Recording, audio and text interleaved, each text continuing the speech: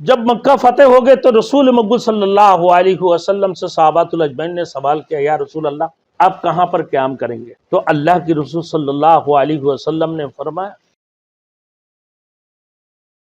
Thanks for watching. Don't forget to like, comment, share and subscribe to Maulana Habibullah Rohani official. کہ میں اس مقام پر قیام کروں گا۔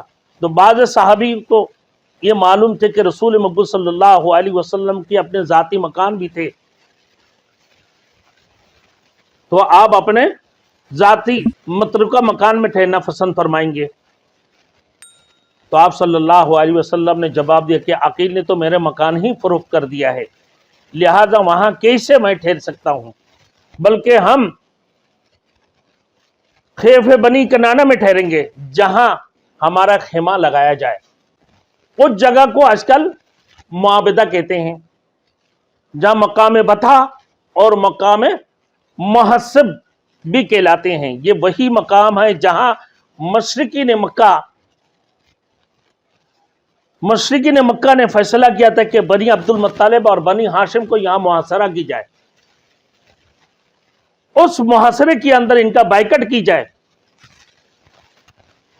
اس فیصلے میں حضور صلی اللہ علیہ وسلم بھی شعب ابی طالب میں 3 سال تک محصور رہنا پڑا اللہ کے رسول صلی اللہ علیہ وسلم کو۔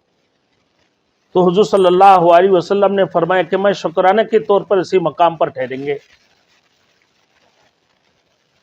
اور شروع میں رسول مقبول صلی اللہ علیہ وسلم اسی مقام پر کھڑے ہو کر، یعنی صفا اور مروہ کے درمیان صفے میں کھڑے ہو کر اللہ کے رسول صلی اللہ علیہ وسلم کی اسلام کی دعوت سب سے پہلے شروع کی تھے۔ جو مشرکین مکہ نے اللہ کے رسول صلی اللہ علیہ وسلم کو پتھریں مارتے رہے،